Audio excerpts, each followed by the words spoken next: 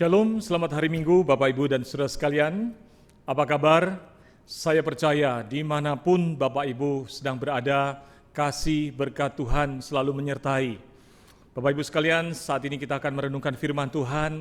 Mari bersama kita mempersiapkan hati kita untuk merenungkan firman Tuhan. Mari berdoa. Bapa kami yang ada di dalam kerajaan surga, kami mengucap syukur untuk cinta kasih dan pemeliharaan Tuhan sampai hari ini.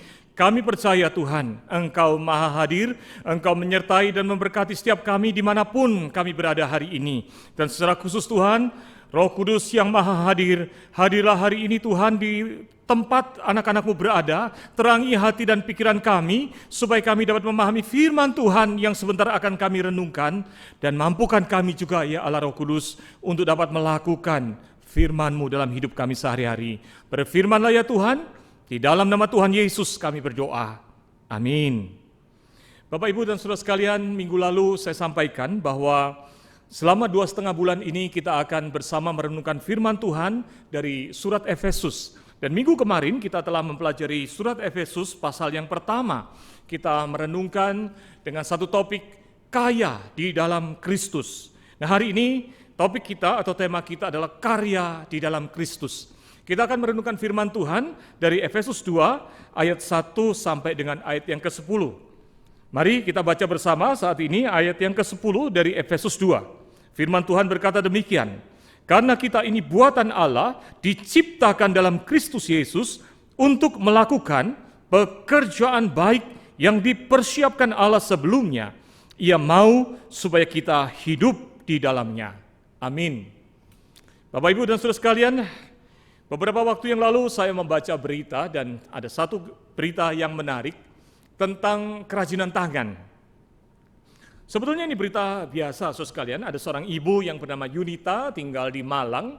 Nah, ibu ini melakukan kegiatan usaha mengolah bahan bekas menjadi kerajinan tangan. Saudara bisa melihat foto-fotonya. Dari bahan bekas itu dia jadikan bunga. Di bahan bekas itu dia jadikan baju. Dari bahan bekas yang sama itu, dia juga bikin dompet, tas. Kalau saudara lihat di gambar ini, hasilnya bagus bukan?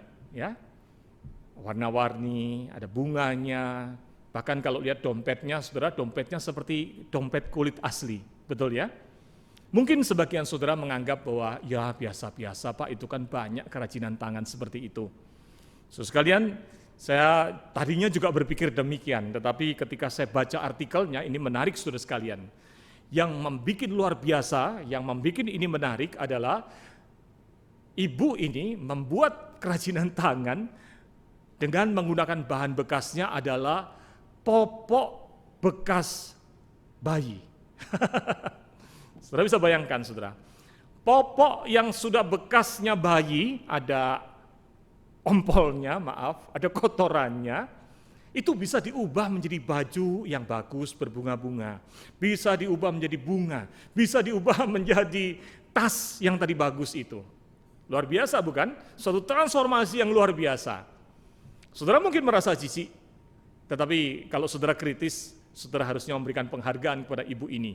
Dari popok yang kotor, yang menjijikkan, ternyata bisa diubah menjadi sesuatu barang yang bagus, bahkan dijual harganya lumayan, saudara. Harganya sampai ratusan ribu rupiah. Saudara mau membeli popok bekas dengan harga 100 atau 200 ribu rupiah? Tidak ada yang mau beli, saudara. Ya. Tetapi setelah diolah, ada transformasi yang radikal menjadi baik. Ada yang mau beli ratusan ribu rupiah. Saudara, ketika bicara tentang hidup manusia, di dalam ayat ini yang kita baca di dalam Efesus 2 ayat 1 sampai dengan ayat 10, hal yang serupa terjadi. Saudara, ketika bicara tentang manusia, ketika bicara tentang jemaat Efesus, karena surat ini ditujukan kepada jemaat Efesus, maka Rasul Paulus mengatakan, kamu dahulu sudah mati karena pelanggaran-pelanggaran dan dosa-dosamu. Mati artinya tidak bisa berbuat sesuatu, betul bukan?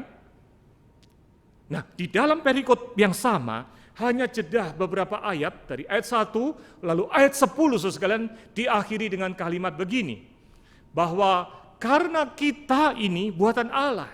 Kata kita ini juga merujuk kepada jemaat Efesus. kepada orang percaya. Tadinya mati, tapi kemudian dalam ayat 10 ditransformasi menjadi bisa melakukan pekerjaan baik. Pertanyaannya adalah bagaimana ya prosesnya? Sama seperti kita tadi bertanya-tanya. Bagaimana diapers itu, popok itu, bisa kemudian menjadi begitu berharga? Saudara sekalian, saya pernah sekitar 20 tahun yang lalu memimpin ibadah penghiburan. Di dalam ibadah penghiburan ini agak istimewa, saudara sekalian. Karena pada waktu itu kami melayani ibadah penghiburan atas seorang bapak yang meninggal dunia, dan bapak ini, saudara sekalian, anggota keluarganya tidak ada yang bergereja di tempat kami, bahkan lebih tepatnya mereka bukan Kristen. Tapi karena kami perlu melayani, maka hari itu kami datang, saya bersama rombongan. Dan ketika kami datang di rumah duka, di ruang di rumah duka itu, saudara sekalian, ada beberapa anggota keluarga. Biasanya kalau tim dari gereja datang, maka anggota keluarga akan menyambut. Tapi kejadiannya berbeda, saudara sekalian. Yang terjadi adalah semua pada diem. Dingin sifatnya. Jadi kami datang rombongan, kami bingung mana anggota keluarganya karena nggak ada yang kenal. Lalu ketika kami berkenalan, anak-anak maupun keluarga besarnya dingin-dingin saja. Oh ya, dari gereja ya, silakan. Begitu saudara. Akhirnya kami mulai memimpin ibadah penghiburan. Sebelum mulai saya ajak keluarga duduk, nggak ada yang mau saudara. Mereka duduk di pojokan, ngobrol sambil makan kuaci. Selama ibadah, di sini menyanyi, di sana ribut saudara, ngobrol aja. Selesai ibadah, kami tutup, saya tanya apakah dari keluarga akan ada yang menyampaikan kata sambutan. Tidak ada yang mau saudara. Lalu selesai ibadah bubar, seperti biasa saudara, kami akan duduk dulu, tidak langsung pulang. Dan biasanya keluarga mengharapkan kami duduk. Tapi saudara sekalian, ketika kami duduk, tidak ada satu anggota keluarga pun yang datang, saudara. Biasanya anggota keluarga akan mempersilahkan kami, mari Pak, Bu, minum air, makan kuacinya, betul enggak? Tapi hari itu tidak ada, saudara. Sehingga kami jadi canggung, saudara. Minum aquanya jadi canggung. Akhirnya kami cepat-cepat berangkat, lalu permisi. Ya, kami jalan. Nah, sampai di mobil, seorang ibu yang bersama dengan saya berkata begini, waduh, Contoh, hari itu saya masih seorang penginjil. Contoh, rasanya hari ini dingin banget ya keluarganya ya. Agak kurang sopan ya. Padahal bapaknya itu saya kenal, orangnya ramah dan sopan. Saya yakin kalau hari itu tadi ya, misalnya bapaknya itu bisa hidup bangun gitu ya. Mungkin hari itu tadi langsung dia ambilkan air, kuaci, kacang, kasih ke kita. Mungkin dia tegur anak-anaknya, dia bilang begitu. Lalu saya berkata kepada ibu ini, Bu, apa betul kalau misalnya tadi waktu kebaktian, lalu bapak yang almarhum yang sudah dipeti mati itu, lalu bangun berdiri, ambil air sama kuaci kasih ke ibu, kira-kira ibu mau terima? Ibu itu bingung juga ya. Kalau sampai bapak itu berdiri dari peti matinya, lalu kemudian ambil kuaci sama air buat ibu, kira-kira apa yang ibu lakukan? Saudara, jawabannya apa? Kalau saudara ada di dalam posisi itu, apa yang saudara lakukan? Kabur. Saudara sekalian, sebaik apapun orang, ketika dia sudah meninggal dunia, sudah mati, dia tidak bisa bergerak. Dia tidak bisa menolong dirinya sendiri. Dia juga tidak dapat berbuat sesuatu yang baik. Saudara, kata mati di dalam bahasa Yunaninya adalah nekros. Seperti itulah gambaran tentang orang yang berdosa, mati secara rohani. Nekros itu artinya adalah inanimate, artinya tidak bisa bergerak, tidak dapat melakukan sesuatu. Yang menarik kemudian dilanjutkan di dalam ayat ini, kamu dahulu sudah mati karena pelanggaran-pelanggaran dan dosa-dosamu. Saudara, kata pelanggaran di dalam bahasa Yunaninya adalah paraptoma. Paraptoma itu adalah gambaran tentang orang yang tadinya berjalan beriringan, bersamaan, lalu orang tersebut menyimpang jalan, keluar dari jalan itu. Saudara sekalian, itulah yang disebut dengan pelanggaran. Orang yang lebih memilih untuk keluar dari jalur, tidak mengikuti jalur yang seharusnya. Gambaran ini juga digambarkan untuk orang yang gagal memahami kebenaran, lalu menyelinap pergi dan meninggalkan kebenaran. Bukan hanya bicara pelanggaran, lalu dilanjutkan dengan kata dosa. Saudara, dosa di dalam hal ini digunakan kata hamartia. Kata hamartia itu artinya adalah meleset dari sasaran.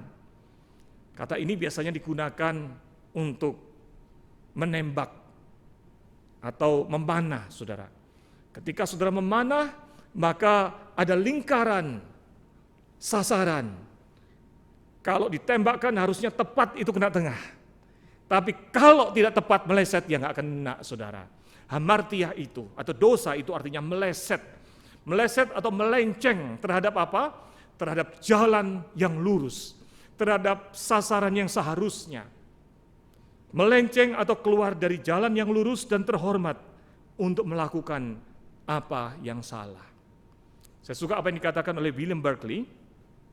William Barclay berkata begini, dosa adalah kegagalan untuk mencapai target kehidupan. Bicara tentang manusia, Tuhan punya target manusia, target hidup manusia, yaitu apa? Melakukan kehendak Tuhan, melakukan firman Tuhan, tapi kita meleset, kita tidak melakukannya, kita menyeleweng, sengaja meninggalkannya. Saudara, William Barclay berkata begini, kita umumnya memiliki gagasan yang salah tentang dosa. Kita akan setuju bahwa perampok, pembunuh, pemabuk, gangster, itu adalah pendosa. Nah, kita sangat setuju. Karena sebagian besar dari kita ini adalah orang terhormat, nggak pernah melakukan hal itu. Maka di dalam hati kita berpikir bahwa dosa itu tidak ada hubungannya dengan kita. Makanya kita kadang tersinggung kalau disebut bahwa kita ini pendosa yang harusnya masuk ke neraka. Tetapi kata hamartia membawa kita berhadapan muka dengan apa itu dosa. Dosa adalah gagal menjadi seperti apa yang seharusnya dan apa yang dapat kita lakukan.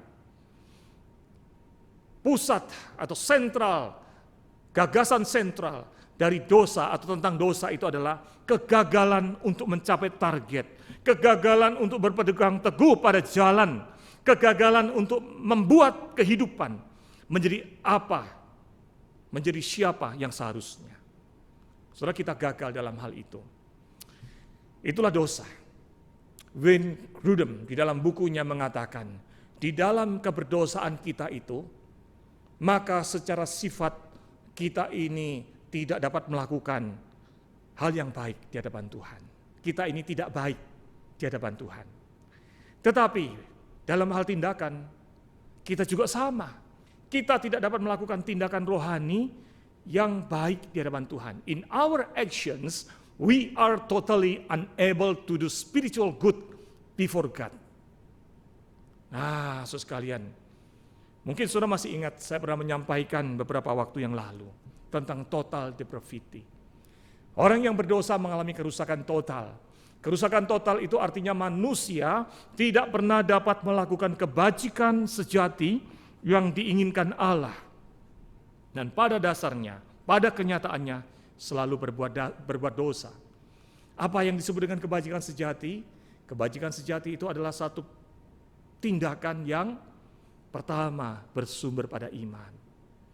Orang yang berdosa tidak dapat melakukan sesuatu yang bersumber pada iman karena imannya rusak, tidak beriman kepada Tuhan. Kebajikan yang sejati adalah tindakan yang dilakukan menurut hukum Allah. Orang yang berdosa tidak dapat melakukan tindakan berdasarkan hukum Allah. Yang ketiga adalah kebajikan sejati adalah tindakan yang dilakukan untuk memuliakan Allah. Iman bersumber dari iman yang benar, menurut hukum Allah untuk memuliakan Allah. Tidak bisa. Bahkan atas nama agama, banyak orang melakukan tindakan bukan untuk memuliakan Allah, tapi untuk kepentingan harga diri manusianya. Betul enggak? Setelah itulah dosa. Dosa telah merusak manusia sedemikian rupa sehingga tidak dapat melakukan apa yang baik yang Tuhan kehendaki. Saudara mungkin berkata, bukankah banyak juga orang yang berdosa tidak mengenal Tuhan Yesus melakukan hal yang baik? Artinya melakukan kebaikan. Saudara, Saya suka apa yang dijelaskan oleh Wayne Grudem dalam bukunya tentang sistematika teologia. Dia berkata begini, bahwa orang yang berdosa masih dapat melakukan beberapa kebaikan relatif. Karena Tuhan memberikan anugerah umum supaya orang yang berdosa masih dapat melakukan beberapa pekerjaan baik. Supaya apa? Supaya dunia ini tidak semakin rusak. Tapi tidak dapat melakukan kebajikan sejati yang bersumber pada iman, yang sesuai dengan hukum Allah dan memuliakan Allah. Tidak bisa. Itulah mati. Tetapi yang menarik saudara sekalian, paradoksnya dari ayat 1 itu adalah ayat 10. Di dalam ayat 10 dikatakan karena kita ini, yaitu jemaat Efesus dan Paulus dalam hal ini, buatan Allah, diciptakan dalam Kristus Yesus untuk melakukan pekerjaan baik. Bisa melakukan pekerjaan baik. Yang tadinya mati karena dosa tidak mampu melakukan apa-apa, sekarang bisa melakukan pekerjaan baik. Apa itu pekerjaan baik? Saudara, kata pekerjaan di dalam bahasa Yunaninya adalah digunakan kata ergon. Ergon itu bukan hanya bicara tindakan atau aktivitas manusia. Ergon itu bicara tentang tindakan yang produktif. Saya kasih contoh. Kalau saudara berjalan, itu bisa menjadi ergon, bisa juga bukan ergon. Kapan itu jadi ergon? Yaitu ketika saudara berjalan sambil membawa barang untuk saudara antar sampai kepada tujuan, maka saudara, tindakan saudara adalah tindakan yang produktif. Itu yang disebut dengan ergon, ada hasilnya. Tapi saudara bisa berjalan, dan jalannya saudara itu, tindakan saudara bukan ergon. Kapan? Yaitu kalau saudara jalan ngalor ngidul, puter-puter, nggak jelas maunya kemana. Nah, itu namanya bukan ergon. Ergon adalah tindakan yang produktif. Saudara bahkan duduk pun bisa disebut ergon. Kapan? Yaitu seperti sekarang ketika saudara duduk, memuji Tuhan, mendengarkan firman Tuhan. Ketika saudara duduk, belajar, bekerja, maka saudara itu adalah ergon, tindakan yang produktif. Tapi duduk bisa saja menjadi bukan ergon. Yaitu kalau saudara duduk bermalas-malasan, duduk main game, duduk melamun, saudara itu bukan ergon. Nah, ketika bicara tentang jemaat Efesus, dikatakan di sini dapat melakukan pekerjaan yang produktif itu. Bukan hanya pekerjaan produktif, karena di dalam ayat ini dikatakan pekerjaan baik. Kata baik menggunakan kata agathos. Kata agathos, saudara sekalian, itu berarti morally good. Secara moral baik nilainya, sehingga berkenan di hadapan Allah. Yang kedua, kata agathos juga berarti sempurna. Tadi waktu mati karena dosa, tidak bisa melakukan hal itu. Kata agathos juga artinya pekerjaan yang terhormat. Hasilnya dihargai oleh Tuhan. Wah, saudara sekalian, orang yang berdosa tidak dapat melakukan hal itu. Kata agathos juga artinya adalah useful, artinya berguna. Nah, pertanyaannya adalah bagaimana orang yang tadinya mati karena dosa tidak bisa berbuat sesuatu, bisa menjadi berguna seperti itu. Seperti tadi tentang diapers, tentang popok, kita jadi ingin tahu apa yang dilakukan sehingga kemudian dari popok yang kotor itu bisa menjadi baik. Apa yang dilakukan, apa yang terjadi dalam hidup manusia yang berdosa, yang mati karena dosa, kok bisa akhirnya melakukan pekerjaan produktif yang memuliakan Tuhan. Saudara sekalian, di dalam Efesus ini ada satu proses, walaupun hanya ayat yang pendek, di dalam ayat yang pendek-pendek ini menjelaskan proses yang terjadi atas hidup kita, manusia yang berdosa, yang diubahkan oleh Tuhan. Di dalam ayat yang keempat dikatakan begini, tetapi Allah yang kaya dengan rahmat, oleh karena kasih-Nya yang besar, yang dilimpahkannya kepada kita, telah menghidupkan kita bersama-sama dengan Kristus, sekalipun kita telah mati oleh kesalahan-kesalahan kita. Saudara sekalian, ini indah sekali. Minggu lalu kita bicara tentang kaya. Kita memiliki kekayaan rohani. Allah kita Allah yang kaya. Dan di dalam ayat ini, Allah kita yang kaya itu, kekayaan kasih karunia-Nya tidak digunakan untuk kepentingannya sendiri. Kekayaan kasih karunia-Nya digunakan untuk kita. Siapakah kita? Kita pendosa. Makanya digunakan kata tetapi. Buat kita yang berdosa, yang tidak mampu melakukan sesuatu yang baik. Allah yang bertindak lebih dahulu, Allah yang berinisiatif. Kekayaan karunia-Nya itu dilakukan untuk menghidupkan kita yang mati itu bersama-sama dengan Kristus. Lalu kemudian di dalam ayat yang ke-6 dikatakan, dan di dalam Kristus Yesus Ia telah membangkitkan kita dan memberikan tempat bersama-sama dengan Dia di surga. Supaya pada masa yang akan datang Ia menunjukkan kepada kita kekayaan kasih karunia-Nya yang melimpah-limpah itu. Oh haleluya saudara sekalian. Kekayaan Tuhan itu digunakan untuk mengubah kita yang rusak, yang mati karena dosa. Makanya saudara sekalian, kalau kemudian kita lanjutkan membaca ayat 8 dan ayat 9. Firman Tuhan berkata begini, sebab karena kasih karunia, kamu diselamatkan oleh iman. Itu bukan hasil usahamu, tetapi pemberian Allah. Itu bukan hasil pekerjaanmu. Jangan ada orang yang memegahkan diri. Saudara, kita ini seperti popok yang kotor, yang jorok tadi. Bekas kotoran harusnya dibuang, dimusnahkan. Di dalam Roma dikatakan kita ini tidak berguna, harusnya dibuang, dimurkai.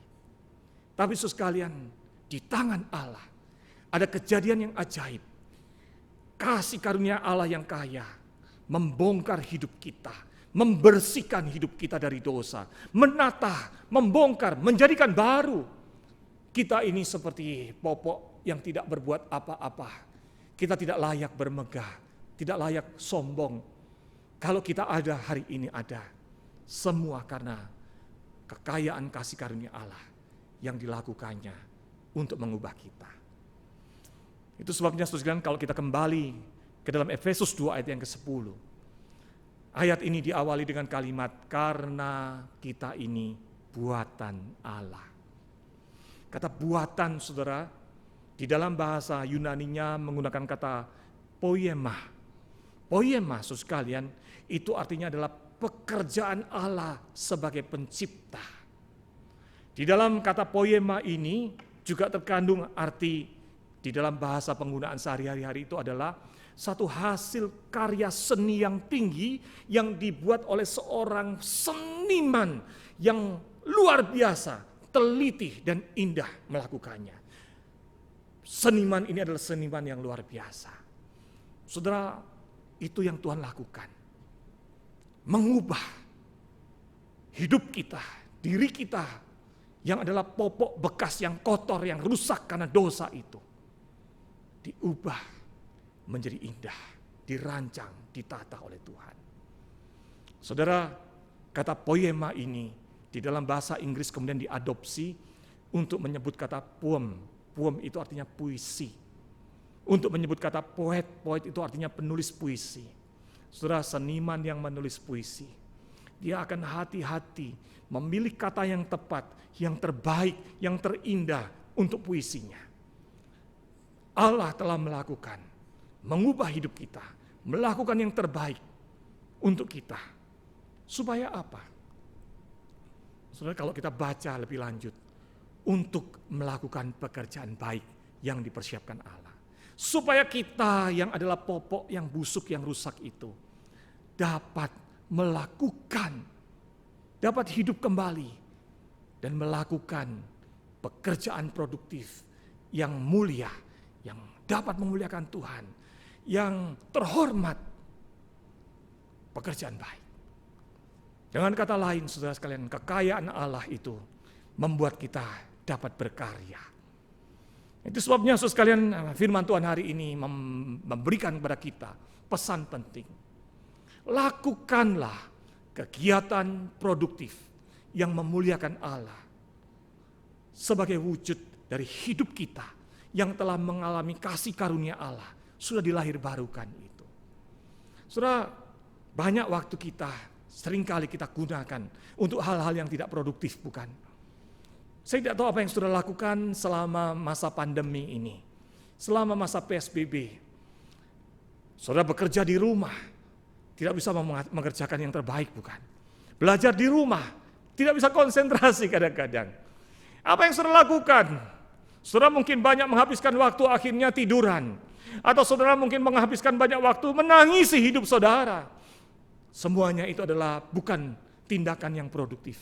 Atau saudara menghabiskan waktu Anda main game, melamun, mengasihani diri saudara. Saudara, bukan itu yang Tuhan kehendaki. Hidup kita yang telah mengalami kasih karunia Allah yang kaya itu, melaluinya Tuhan menghidupkan kita dan memampukan kita melakukan kerja produktif. Oleh sebab itu, lakukanlah kerja produktif, tindakan produktif yang dapat memuliakan Allah. Mulailah dari hari ini. Saudara, yang menarik adalah kemudian di dalam Efesus 2 ayat yang ke-10, ketika bicara pekerjaan baik itu, dikatakan dilanjutkan dengan satu frase, pekerjaan baik yang dipersiapkan Allah sebelumnya, Ia mau supaya kita hidup di dalamnya. Saudara, kata dipersiapkan Allah sebelumnya ini menarik. Kita tidak perlu mencari-cari apa sih pekerjaan baik yang Tuhan inginkan. Karena Tuhan sudah mempersiapkan pekerjaan baik itu untuk kita. Kata dipersiapkan sebelumnya ini, di dalam bahasa Yunaninya itu berarti ready because prepared. Sudah siap karena sudah dipersiapkan lebih dahulu. Kata ini juga berarti telah dipersiapkan dengan penuh pemikiran untuk sebuah tujuan. Jadi Tuhan itu sudah mikirin betul-betul. Untuk Petrus ini ada satu rancangan pekerjaan baik apa yang harus diperbuat. Dan kalau itu sudah Tuhan pikirkan baik-baik, itu pasti yang terindah. Demikian juga untuk setiap kita nama demi nama. Ada yang Tuhan rancang. Buat Pak Andreas, ada rancangan. Apa yang Tuhan inginkan. Pekerjaan baik yang Tuhan persiapkan. Dipikirin sungguh-sungguh sama Tuhan. Dan kalau dilakukan, itu pasti berharga di hadapan Tuhan dan manusia. Untuk saudara, untuk Pak Agus, untuk Pak Joni, untuk Ibu Elis atau Ibu Maria atau siapapun yang ada di sini, siapapun nama saudara, nama demi nama, Tuhan punya rancangan pekerjaan baik itu. Dan Tuhan sungguh-sungguh pikirkan itu. Bahkan kemudian dilanjutkan dengan kalimat, Ia mau supaya kita hidup di dalamnya. Kata hidup ini saudara sekalian menggunakan kata peripateo. Pateo itu artinya melangkah, berjalan. Peri itu artinya di sekitar. Tuhan ingin supaya kita ada di dalam rancangan Tuhan itu. Tidak keluar dari situ. Peripateo. Ini sebagai lawan kata dari kata yang tadi kita gunakan, yang digunakan di ayat pertama, yaitu paraptoma. Paraptoma itu artinya meninggalkan, menyeleweng. Tuhan sudah rancang yang baik buat saudara. Mari hidup di situ, jalani. Dan saya percaya kalau kita menjalaninya, kita akan mengalami kekuatan, sukacita, keberhasilan dan bahagia itu. Kenapa? Karena Tuhan yang rancang, betul nggak? Saudara, saya pernah mengikuti pertemuan alumni, dan pertemuan alumni dihadiri oleh teman-teman saya yang sudah di posisi yang cukup bagus. Ada yang jadi direktur bank, ada yang jadi direktur perusahaan makanan, ada yang menjadi orang-orang penting, ada yang menjadi profesor di universitas. Nah, senang sekali melihat teman-teman berhasil. Maka ketika pulang kemudian saya mulai membayangkan, seandainya saya tidak jadi pendeta, seandainya saya masih melakukan pekerjaan sekuler, kira-kira posisi saya apa ya? Saudara, kebetulan beberapa teman yang menjadi dosen atau yang berhasil, nilai akademiknya ada yang lebih rendah dari saya. Jadi saya tertantang nakal untuk memikirkan hal itu. Tapi sambil saya di mobil, kemudian Tuhan menegur saya. Tuhan berkata, seandainya betul saat ini kamu ada di posisi mereka, apakah engkau akan menikmatinya? Kalau memang Tuhan menghendaki engkau bukan di posisi itu, dan engkau ada di posisi itu, padahal Tuhan ingin engkau, Tuhan pakai dalam rencana Tuhan ini. Bisakah engkau bahagia? Maka saudara, cepat-cepat saya sadar, dan saya berkata, ampun Tuhan. Saya yakin tempat terbaik, posisi terbaik, hal yang terbaik adalah melakukan apa yang Tuhan sudah rancang buat saya. Dan kalau saya menjalaninya, maka di hadapan Tuhan saya berhasil. Di hadapan Tuhan saya merasakan pertolongan dan kekuatan, dan itulah hidup yang bahagia, bukan? Saya suka sebuah lagu yang berkata, when we walk with the Lord in the light of His word, what a glory He sheds on our way. While we do His good things, He abides with us still, and with those who will trust and obey. Nah, perhatikan refnya. Trust and obey, for there's no other way to be happy in Jesus, but to trust and obey. Percaya dan patuh, tidak ada jalan bahagia di dunia ini kecuali satu, percayakan diri kepada Tuhan dan mematuhinya. Saudara, poin kedua ini penting untuk kita renungkan. Temukan pekerjaan baik yang sudah Tuhan persiapkan bagi Anda. Apakah saudara telah menemukannya? Lalu kerjakan itu dengan taat. Trust and obey. Maka saya percaya hidupmu akan berhasil dan engkau akan mengalami ketenangan hidup, bahagia. Saudara, mumpung kita masih dalam suasana pandemi, mungkin kita banyak merenung, menangisi diri atau berdoa. Saudara, gunakan waktu yang ada untuk merenungkan apakah hidup Anda hari ini sudah seperti yang Tuhan rancang buat Anda. Apakah yang Anda kerjakan hari ini adalah pekerjaan-pekerjaan baik yang memang Tuhan kehendaki, Tuhan rancang untuk Anda lakukan. Kalau ternyata apa yang saudara sedang kerjakan bukan apa yang Tuhan kehendaki, saya ajak saudara sekalian untuk meninggalkan dan mulai melakukan sesuatu baru. Hal yang baik yang Tuhan rancang buat saudara. Di dalam percaya dan patuh kepada Tuhan, saya percaya saudara akan melanjutkan perjalanan ini dengan berhasil dan bahagia. Mari kita berdoa. Bapa kami dalam surga, kami mengucap syukur untuk kasih dan berkat Tuhan. Hari ini ya Tuhan, kami bawa diri kami ke dalam tangan Tuhan. Kami bersyukur.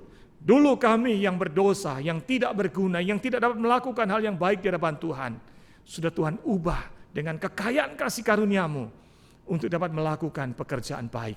Bahkan Tuhan telah merancangkan pekerjaan baik bagi kami. Ampuni kami Tuhan, karena seringkali hidup kami, waktu kami gunakan dengan sia-sia, melakukan sesuatu yang tidak bernilai. Kami habiskan waktu untuk melamun, atau menangisi diri sendiri, atau main game, atau gosip, atau melakukan hal-hal yang tidak berguna. Padahal Tuhan sudah mengubah hidup kami, memampukan kami untuk melakukan pekerjaan produktif yang dapat memuliakan Tuhan. Pekerjaan produktif yang berguna. Tuhan tolong supaya kami dapat mengerti rancangan Tuhan dan kami dapat taat melakukan rancangan Tuhan, dan setiap waktu kami gunakan untuk hal yang produktif dan memuliakan Tuhan. Dengarlah doa kami ya Tuhan. Di dalam nama Tuhan Yesus kami berdoa. Amin. Demikian firman Tuhan. Kiranya Tuhan memberkati kita sekalian. Amin.